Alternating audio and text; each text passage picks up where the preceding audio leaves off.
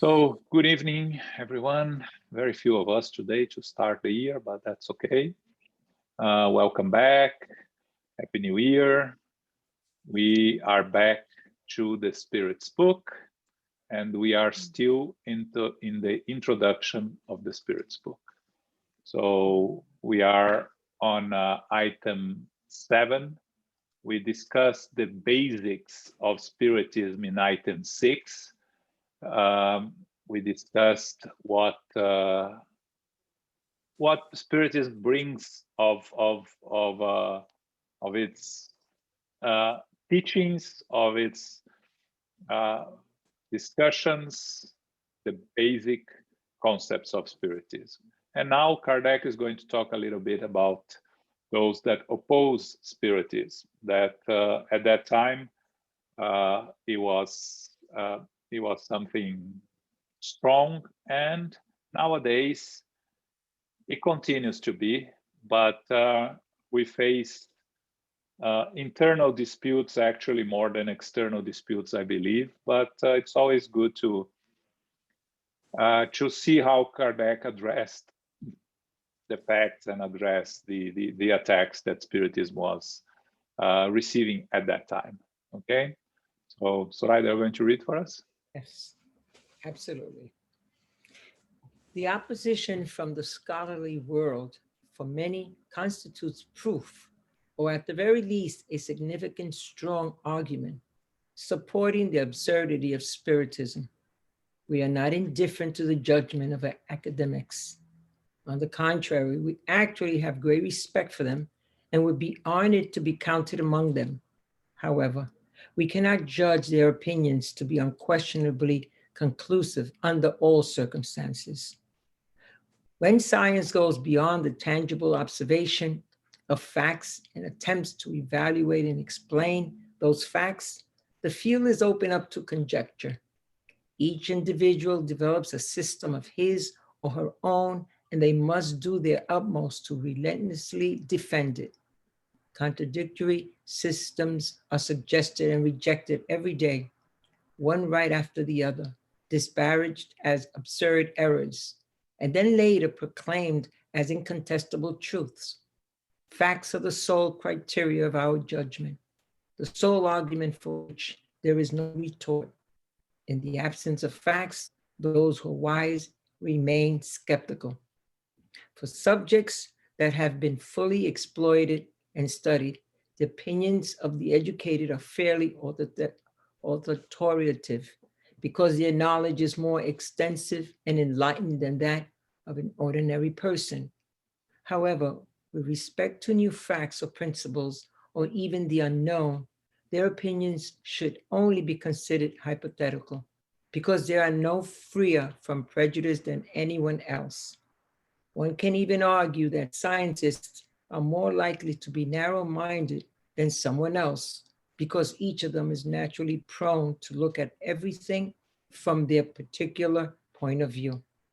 A mathematician accepts no other proof than that demonstrated by algebra, while a chemist refers everything to the action of the elements, and so on. When individuals select a specialization, they usually dedicate their entire mind and efforts to it. Beyond the scope of this field, such an individual often makes false inferences because of an insistence on treating every subject in the same manner. This is the consequence of human weakness.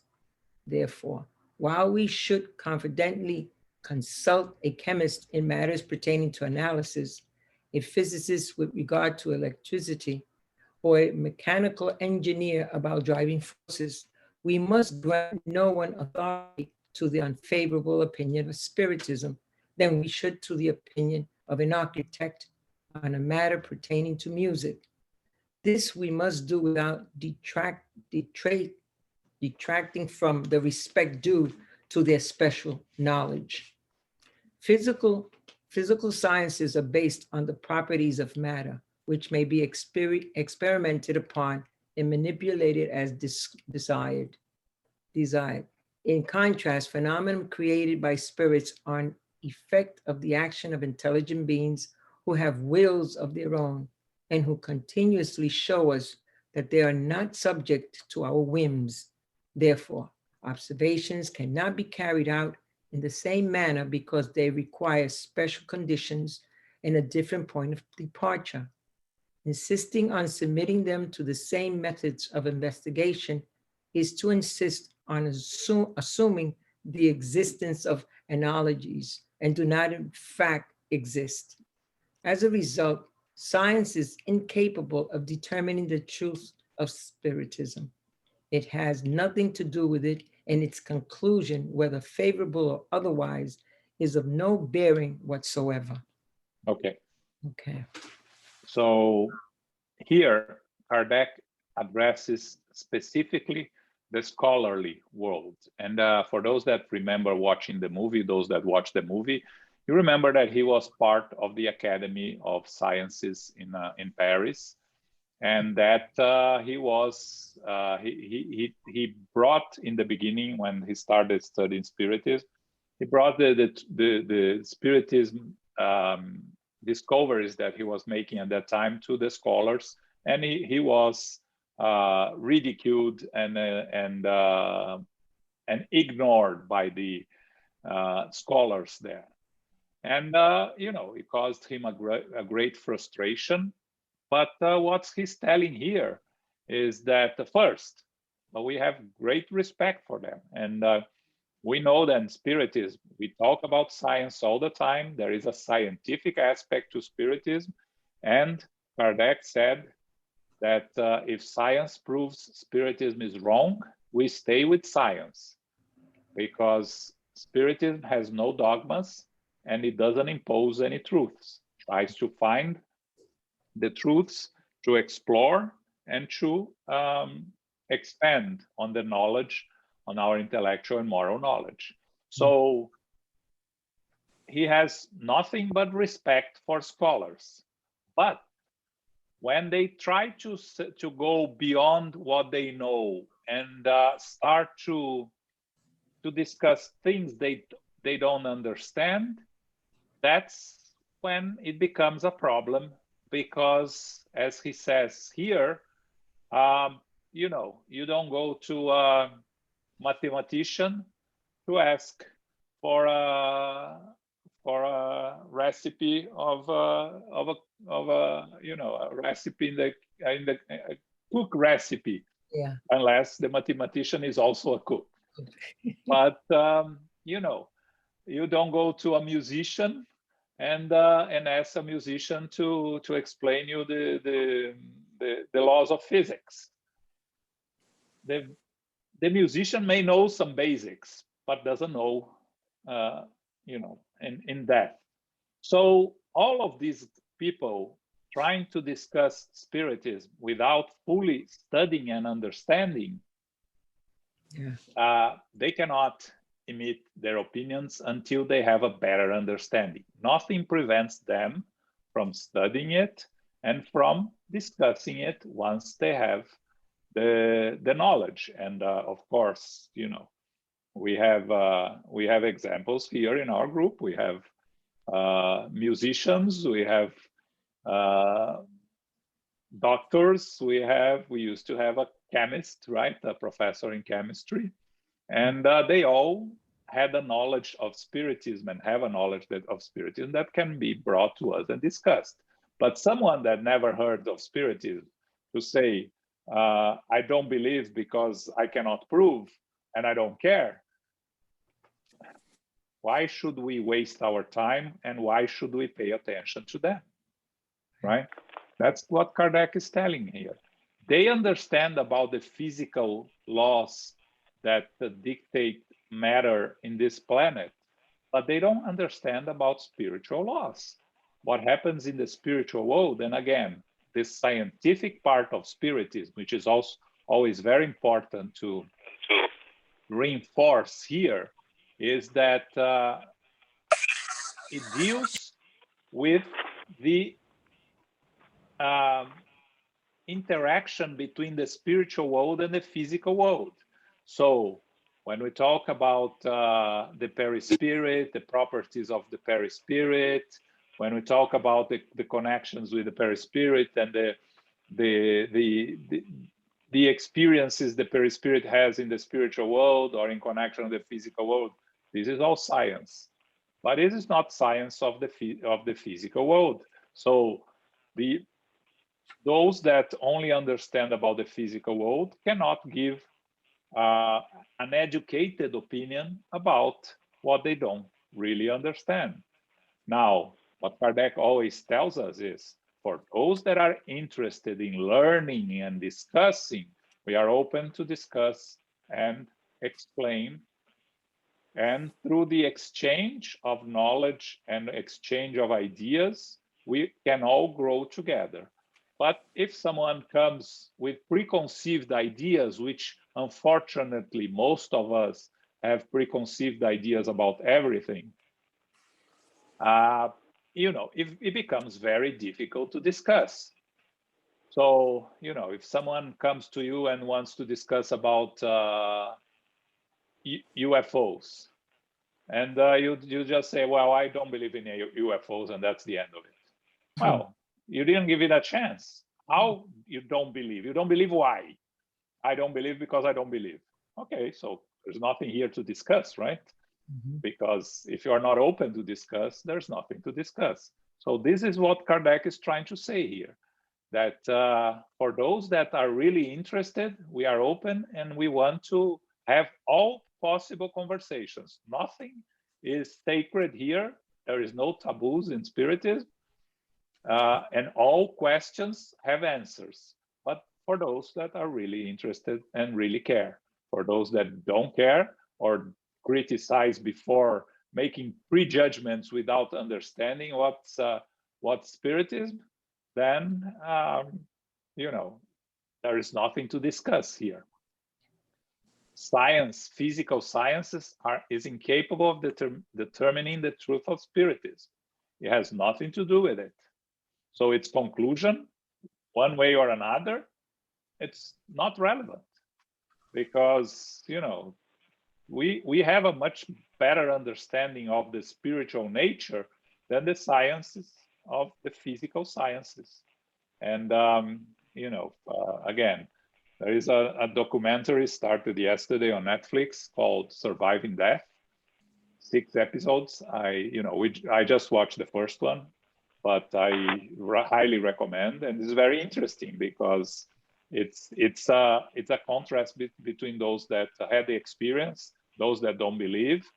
And I just watched the episode talking about near-death experiences, and they cannot explain what happens. And we in Spiritism, we understand much better, right? We know that the perispirit can detach itself from the physical body, and some of the near-death experience is exactly that. A woman describing how she was dead, in a sense that she gave birth to a baby, and then she was dead for I don't know how long, and then she was seeing everything that was being done to resuscitate her. When she woke up, she tells to the doctors are completely taken aback. And the main doctor, a woman, said that it was not possible. Now, they don't know how it works. We know. We have Spiritism to help us understand. And I think that's that's something that we can take advantage for those that are seriously interested in discussing it. But as Kardec said, we can only discuss with those that are serious about it. Those that are not, or that come with preconceived ideas, there's nothing to discuss, and we cannot waste our time. Okay? Yeah. Comments? Questions?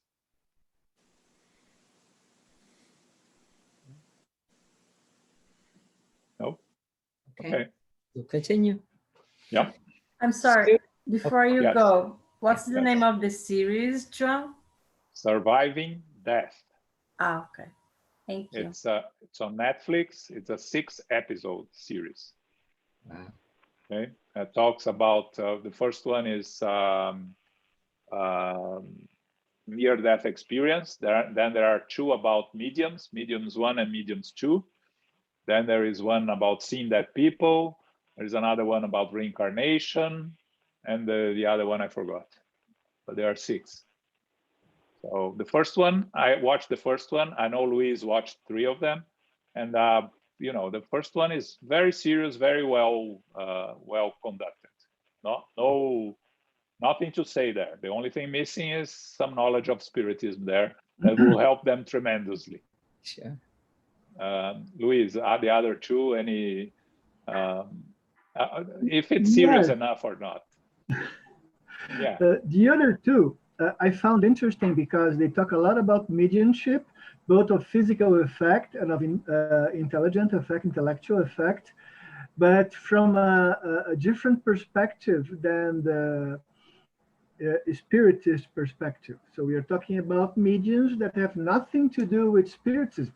And it's what I repeat all the time. Spiritism did not invent mediumship. Mediumship has been around for thousands of years. But I found it interesting. I am sort of divided about, you know, some of the things that have been shown. But it's interesting. I also, like João, I definitely recommend it. A lot of you know, interesting subjects to talk about. Yeah, I was thinking, and when I was watching the first episode, I was thinking, imagine if they do, because everybody in Brazil the Spiritists are very excited about this series. Imagine if they do a documentary like this in Brazil, where you have so much information, so much knowledge about all these subjects, right? It would be very interesting. But anyway, the mediumship here in the US is something different. It's charged, it's readings. They have different, completely different understanding of mediumship that we do. But again, that's for the second part for Elmo's study. I believe that the way mediumship is employed varies from a culture, from a philosophy, from doctrine. The Spiritism see it one way, other groups see it in a different way. They charge it, whatever they do about it, whatever. Yeah. But the phenomena is there. I mean, it's like fire. You can use to, you know, torch forests, or you can use to barbecue. It's the same way. Yeah. Okay. Go, Soraya. Okay. Spiritism is the result of a personal conviction that scholars may hold as individuals. It is completely independent of their scientific notions. To submit the question to the decision of physical science would be the same as appointing a group of physicists and astronomers to settle the existence of the soul. Spiritism deals exclusively with the existence of the soul and its state after death. It is completely irrational to assume that someone must be a great psychologist simply because they may be a great mathematician or an anatomist. When anatomists dissect a human body, they look for the soul. And because they do not find it through the use of their scalpels in the same way that they find a nerve, or do not see it evaporate like gas, they conclude that it does not exist. They reach this conclusion because their reasoning stems from an exclusively material point of view. This by no means signifies that they are right and that the rest of the world is wrong. Following this line of reason, we conclude that the task of determining the truth or falsity of Spiritism does not fall within the realm of science. When Spiritist beliefs have become widespread and accepted by the masses, which, if estimated by the speed at which they are currently being spread, is a time not very far off. The same will apply as with the new ideas that are encountered opposition. Scholars ultimately yield to the force of evidence. They will individually admit ideas that they now reject, and until that time, it would be premature to distract them from their special studies with something that is foreign to both their school of thought and field of research. Meanwhile, Those who denounce Spiritism without having a thorough understanding of the subject and exposed to ridicule those who do not submit to their way of thinking, forget that such has been done in regard to nearly every great discovery unearthed by humankind. They run the risk of being grouped among the members of the academic assembly who, in 1752, laughed at Benjamin Franklin's paper on lightning rods and branded it worthless rubbish, or among those who caused France to miss out on the opportunity of pioneering the use of steam and shipping by laboring Robert Fulton's plans in an impractical dream. And yet, both of these concepts not only proved to be true, but also went on to make great contributions to humanity. If those two assemblies, which included the leading minds of the world among their members, had nothing but disdain and sarcasm for ideas that they did not understand, but which were destined to revolutionize science, industry, and daily life a few years later, how many we expect that another unfamiliar subject should be met with any greater degree of respect? The errors of some, though unfortunate for the honor of their memory, do not invalidate our esteem in regard to other matters. Common sense is not dictated by an official diploma, and they are fools both inside and outside the walls of academic institutions. We ask our adversaries to simply glance over the supporters of Spiritism and determine whether they see only uneducated imbeciles or whether, despite the immense number of respectable individuals who have accepted it, Spiritism can be regarded as an old wives' tale. In fact, their character and scientific knowledge should inspire people to think, if these persons believe in this, there must be something to it. We repeat that if these facts had been limited to the mechanical movement of inert bodies, physical science would have been able to determine their cause. However, the manifestations in questions are beyond the laws of forces known to humanity and therefore are beyond the scope of human science. When the facts to be observed are completely new and do not fall within the scope of any known science, scientists should temporarily set their scientific notions aside to objectively evaluate them. They should remember that a new study cannot be correctly tested under the pressure of preconceived ideas. People who believe that they are capable of exercising foolproof reasoning are likely to come to wrong conclusions. Even those whose ideas are the furthest from the truth profess to base them on reason, and it is in the name of reason that they reject whatever sounds impossible to them. Those who once rejected the highly regarded discoveries of humankind did so in the name of reasons. What some call reason is often only pride in disguise, and whoever regards them as foolproof or perfect essentially claims to be equal to God. We are addressing ourselves to people who are wise enough to withhold their judgment in regard to what they have not yet seen, and who, judging the future based on the past, do not believe that the human race has reached its peak or that nature has turned over the last page of its book. So here, Kardec talks about Spiritism being first, saying that it's completely independent of scientific notions. The physical science cannot explain what Spiritism brings. So Spiritism deals with the existence of the soul, and the physical science cannot prove by their own methods the existence of the soul. So because they cannot prove the existence of the soul, he gives an example of an anatomist here. When an anatomist dissects a human body and they look for a soul, they don't find it. And so the basic conclusion is there is no soul. Where is the soul if I cannot find?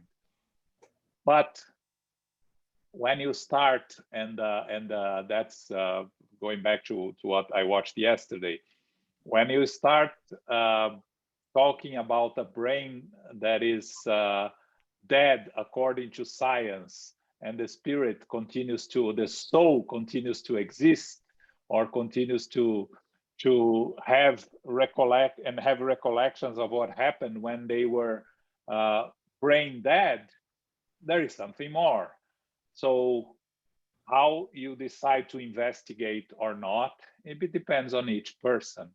So to base their reason on a material point of view, it's going to be very hard to explain. And then they will keep finding explanations like, the brain, there is a rays that the brain emit, or their connections, and a lot of things that they say about trying to justify these near-death experiences, for instance, that has nothing to do with the reality. So we need to be open-minded. What he's asking here when he gives the example of Benjamin Franklin and Robert Fulton is to be open-minded, because people were not open-minded at that time, they missed opportunities with both these inventions.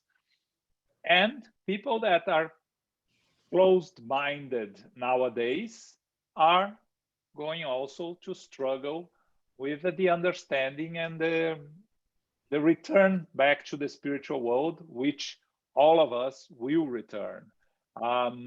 Vivaldo just published a new book that we mentioned here, called On the Way to the World of Regeneration, that I read 2/3 of it, and it talks about the pandemic and the work of the spiritual world in the hospitals in Brazil during the pandemic, and the spirits that the people that are dying from the pandemic with no understanding and knowledge of what happens to them, and the struggle of them in the spiritual world, arriving in the spiritual world, and the work of the spiritual team to help, to assist them. It's very interesting, and very, it brings us this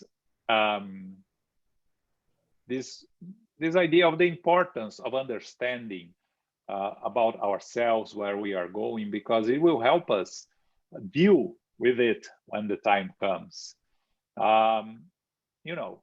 Having the knowledge doesn't guarantee the moral advancement, and we talked about this on Monday on our study of In the Greater World, right? When André Luiz went to the caverns and dealt with a lot of intellectually evolved spirits that are very backwards morally, and they are all struggling there in the lower zones. And Calderaro mentions to him about the spirits that are in Solar, because they are morally evolved, but they're still not intellectually evolved.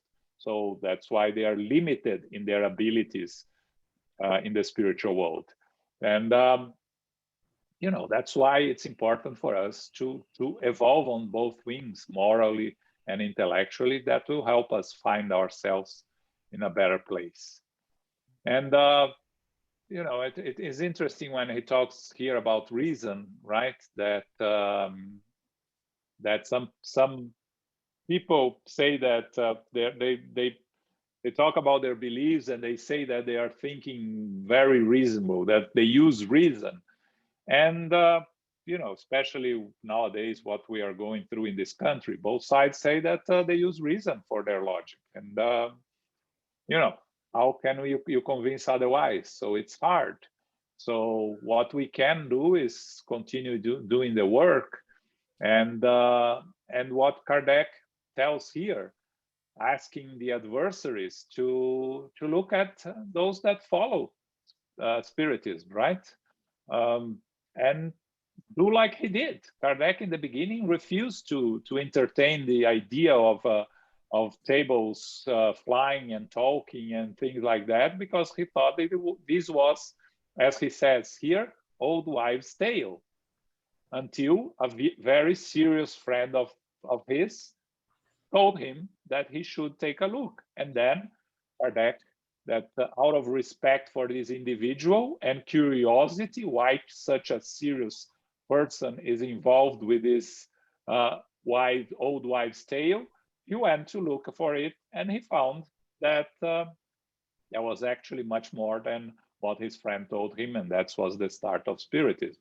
So, you know, when people start questioning it, one thing that we can say is how many serious people follow Spiritism, right? We have the amongst the Spiritist followers, we have people in all areas of work. We have doctors, we have scientists, and they are all very serious in their areas of expertise. And you know, if they are serious in their area of expertise and they are Spiritists, something is there, right? There is a reason for that. At least out of curiosity, it deserves the attention. That's what he's telling here in this paragraph. So, again, for those that call it reason, Kardec says, reason is often only pride in disguise.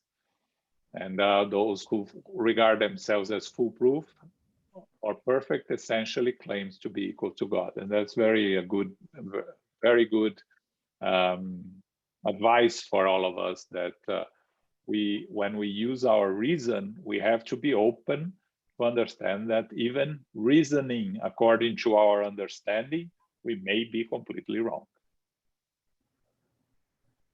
Okay? Yes. Comments, questions? Luis? Johnny, sorry to make a point here, but I think we should not sell ourselves short here. We, in our time, in our generation, we are much better positioned to understand those things than the 19th century audience to whom Kardec was writing here. When, you know, in the series you watched the other day, when the scientist tells you, hey, we thought conscience resided in the brain, but when we see people presenting results of conscient behavior with their brain, that, you know, the Flatline. What's the word in English? Flatline. No, but no, it's the electroencephalogram. Yeah, with a flat encephalogram, you know, observing and performing thoughts. So the conscience is residing somewhere else. And we can clearly understand that. I'm sure all of us have, you know, our WhatsApp in our cell phones and our smartphones. And we know that if we disassemble the smartphones, like the anatomist there, we are not going to find, hey, here is WhatsApp. My WhatsApp off. So we can clearly understand this difference. And I think that puts us in a very, very good position to better understand the concepts that the wandering spirits share with us. We are in a much better, intellectual is not a good word, semantics understanding level than those guys in the 19th century. And it's a blessing, I believe, for us, because it's much easier for us to accept this duality software hardware. Anyway, Yeah. I found this subject extremely interesting, and maybe I am one of the roll back that please for a moment. Whoops. One more, a little more. Yeah, one of the uneducated imbeciles, but I love to do that. Yeah. But you know, I agree with you. That we're progressing also, right? Spiritism tells us we are always progressing. So we are much better today than we were 200 years ago. But I still think that unfortunately the majority of us clearly has very little interest in understanding these realities of us in the spiritual world, and we see that in all the books that that we read. And you know, with this last book by Divaldo talks about it a little bit also, and it's, you know, it's still far from what Kardec says here, that it's going to grow fast. It hasn't. It has evolved much slower than I think Kardec thought at the time. May I say something? Yeah. My mother, today she's 92 to 93, say something, and she has some wisdom on her saying. She says, everybody, in one way or another, believes in spirits and life after that. Most people don't admit it, and they do not think the same way. But one way or another, they reach for it. And so maybe we don't have that many spiritists, you know, ideologically pure. But I believe a lot of people here in US, in Germany, uh, uh, believe in spiritual things. Sorry. Yeah. No, I agree with you. You know, everyone that follows any religion has a spirituality. You wouldn't follow a religion if you wouldn't believe in something else, right? But what I always say is that the knowledge that Spiritism brings is what's lacking out there in most of these people that look for spirituality and end up being, you know, sometimes deceived, sometimes frustrated because they cannot find. But, you know, on the other hand, with the internet today, you are a click away from finding answers if you are doing a careful research, right? If you start researching life after death, or you know, near-death experience, you find a lot of books and the literature, and you know, the actually two of the people that appeared yesterday in the first part, Dr. Peter Fenwick and another guy, they both had been part of the one of the American, the International Medical Spiritists Association seminars. The Dr. Peter Fenwick has been in more than once with the Medical Spiritist Association. So, you know, they know, but it's still it's interesting because all these people, and we have some of them here in the US. They come, they see what's in Spiritism brings, and they buy the books, but they don't bring any more people. It's interesting. It's something that we've always been curious why it doesn't bring any results, their approach to Spiritism. But I don't know. Maybe there is bringing some, and we don't know. Anyways, comments here, questions? Hey, João. Yes, Renato.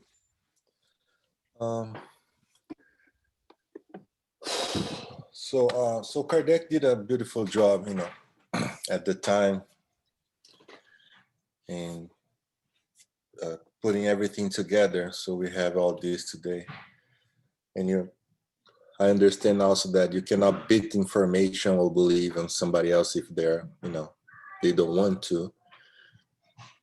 But as you said, we have spiritists in all fields of, you know, engineering, science, whatever. So in your opinion, why do you think that since we have Spiritism in different fields, we don't do, at least in my opinion, as much to begin to, I wouldn't say prove, but at least put out there why Spiritism is real, why, there is reincarnation, life after death, and everything that we believe, like other religions do with their science, with their engineers, with their whatever, when they try to prove a point. Why Spiritism always, not always, but it seems that we take the approach of, I would not say a backseat, but when you're ready, you take a step and go for the answer. Why don't we not? Why aren't we out Knocking there? on the doors? Yeah, not knocking on us, because we're not looking for followers. It's not what I'm. It's not what the point that I'm trying to make. I'm trying to make like Kardec. There was things happening at that time, and he put into work to put it together to show people. Listen, there is this, and that's all the proof that I have. If you're going to believe or not, it's up to them.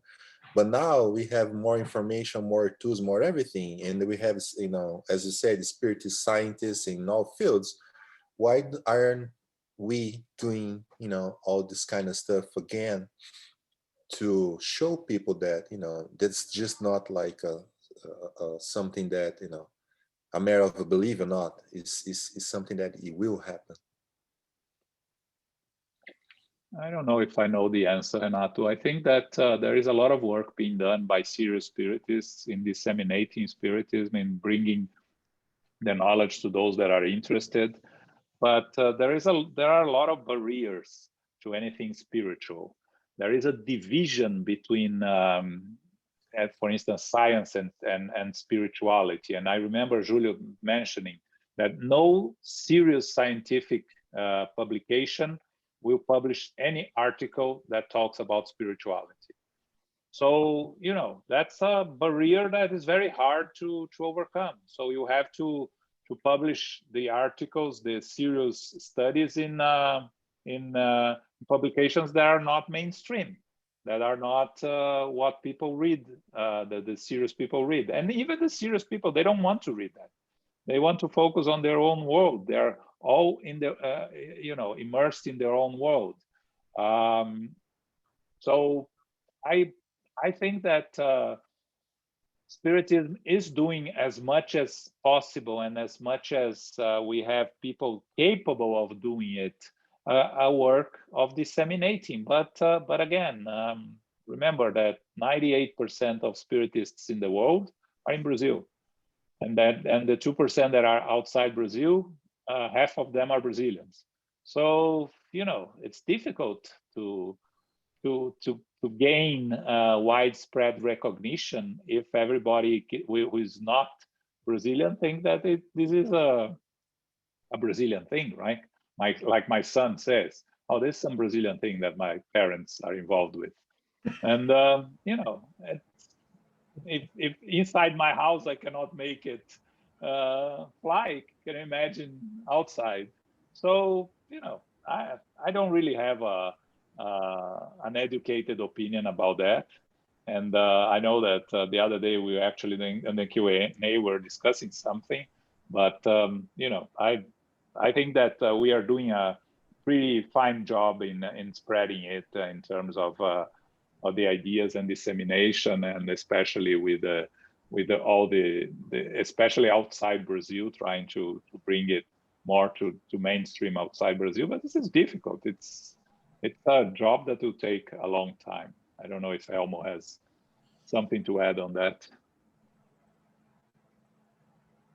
I would question if those individuals who produce, who studied, who researched for this Netflix series have in their mind any consideration to explore the spiritual side of everything that they witness. And my guess is that they didn't. Because as I said, for anyone who is interested today, they will find information. Now let's assume that they did, were interested, and they look, maybe some of them found Kardec and read something on it. I question, would Netflix allow it to go on?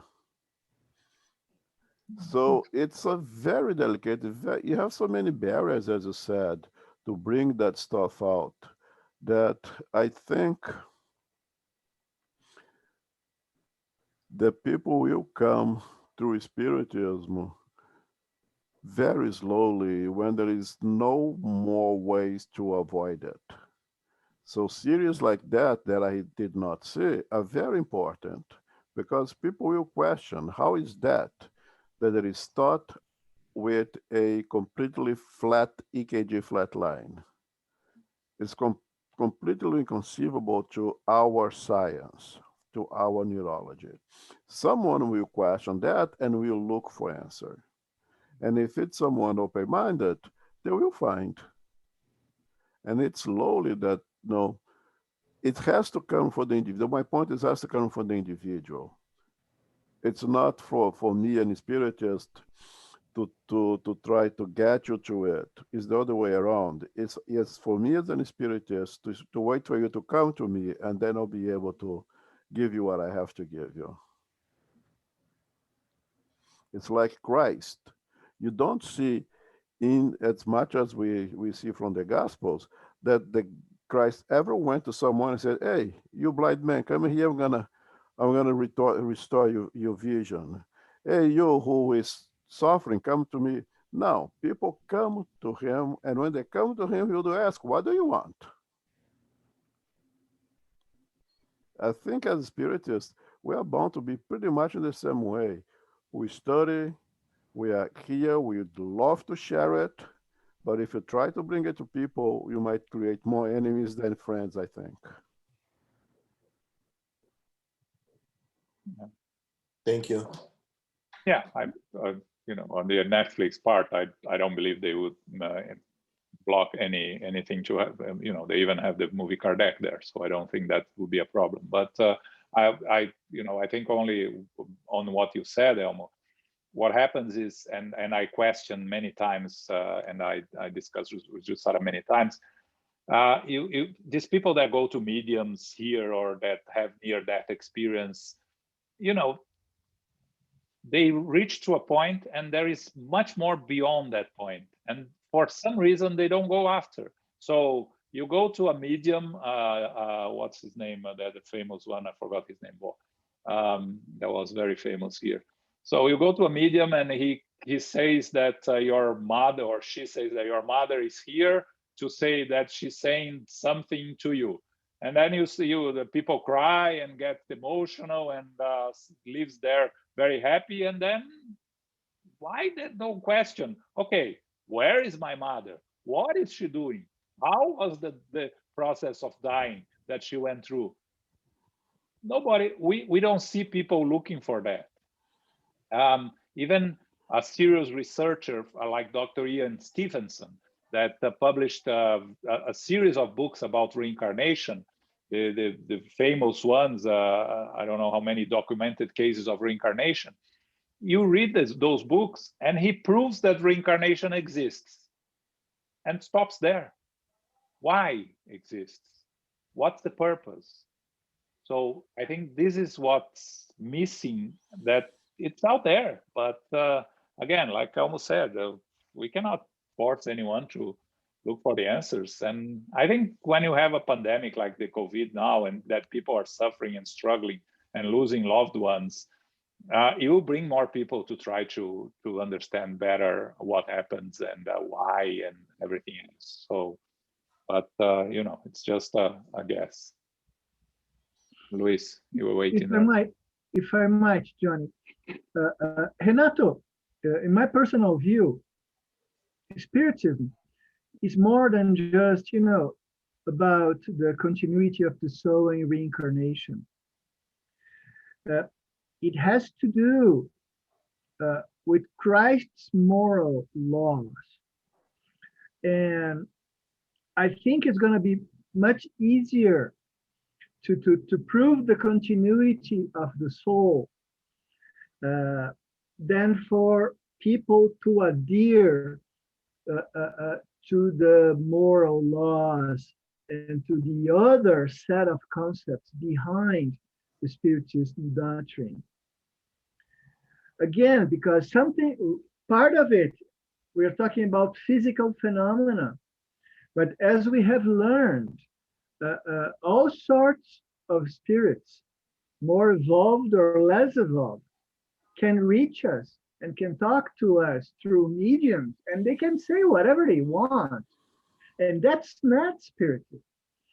Spiritism is the doctrine that has a scientific base, and also the ideas that we share with a lot of writings reported to Christ, where we actually believe that it's a good idea to be good and to be charitable and to use love, and that love is central. And that is a key thing for our development as spirits that we are. So I have, there are two sides to that.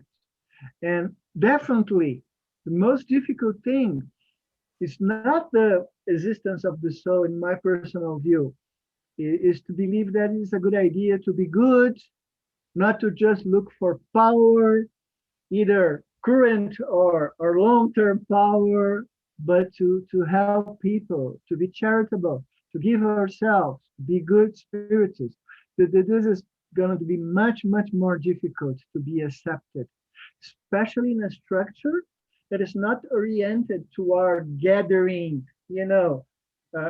people, gathering power, gathering money. Personal view. Yeah. No, I agree with you. I agree with. There is a comment here from Eric also. People only have interest in short-term results. That's why they don't take the necessary care of their spiritual evolution. That's true also. Most of us are only concerned about what's happening with what's happening to us today and tomorrow, and spiritual evolution. My father used to say, I'll worry about death when I arrive there. I don't want to worry now. And what can I try to give him some notions, and I hope it helped him in some ways when he made the transition, but I don't know. I really don't know. And unfortunately, that's what most people here incarnated. They are too concerned with their present lives and their problems, of their short-term problems, too concerned about what Luis just said, the moral evolution, which is the important part, because we are only going to progress if we progress morally. The intellectual is, we are going to progress one way or another. We're going to learn. We're going to evolve intellectually. But the moral, we have to make an effort. We have to make an effort, and making an effort, it's hard, and not many people are really interested in making the effort. They sometimes they fake the effort, but they are not really making the effort. So it's hard, but that's the reality. Okay, we have 4 minutes only, so I'm not going to go to item 8 because it's not worth. So if anyone else has any more comments or questions. I have one. I have been missing Renato's questions. Renato, you have excellent questions, Yes. Ask them. Yeah. This is, I told you on the other day, so I do a lot of thinking. and I was thinking, the three of you, Elmo, Luis, and João, great answers, and I don't know, it's because we are in a society where we need material proof of everything, and everything now is visual with social media and everything that's going on, that most of us, when we get to know Spiritism, we are suffering, we're looking for something. So we are kind of, if this works, I believe, sort of thing that we arrive in Spiritism. And and even even for the people that are already in Spiritism for a long time, sometimes you question yourself: is this really true? Is there's really spirits talking and sending messages and doing this and that? And you read the books, you know, you watch lectures. And I was just thinking about Chico and the Pinga Fogo, that he put himself in a position to really be at fire, like for all sort of, you know, questions and everything. And I question why, you know, he didn't have to do that. You know, he wrote like 400 plus books. He didn't have to do that, but he chose to do that in order to try to help, try to spread out some way, at least the seed for people to question. And if one person that was watching that, you know, decided to, okay, let me give it a try, it was worth it already. So that's why I was questioning. I was trying to get a sense, because, you know, we do our part, we study, we participate in the meetings. You know, I often try to talk with people, and you know, sometimes, you know, it's hard because they believe so you know, hard in what they see, and it's hard to explain the unseen, especially when you talk about the spiritual world. So I'm always trying to, okay, I have this for me, it's good, it's working, I can see it, but how can I plant the seed to other people? How can I show them? Because I think that's the word, show. Because if they don't see it, it's hard for them to believe. Like, what's the San Thomas? San Thomas? How do you call it? Whatever it is. Yeah. Allow me to say two things here. From one side, I think we have to understand what we want to be. We want to be good or bad. There's people who want to be bad, and there's people who want to do good. Depending on which group we want to be part of, what we look is what's the best way to be good. And there are many principles that could guide us, and the Spiritist doctrine is one of them. But on the other thing that you said, how do I convince people? Oh, well, I remember once I was having dinner here in Brazil, with João, by the way, and my wife. And I remember a phrase I said. At that time, I probably had participated in a few hundred spiritual meetings. And I said, with different mediums, different people, young, adult. And I said, oh, well, either this is real, or there is a great conspiracy, a huge conspiracy, just to convince this little individual here that, you know, something that isn't is. So it's much easier. You know, Occam's razor, the simplest explanation is usually the right one. It's much easier to believe that, you know, there are souls and they talk to us through spirit, to mediums, and they're wandering souls, and there's reincarnation, etc., etc. Then it is, you know, a great conspiracy by whatever means to convince us of, you know, odd things.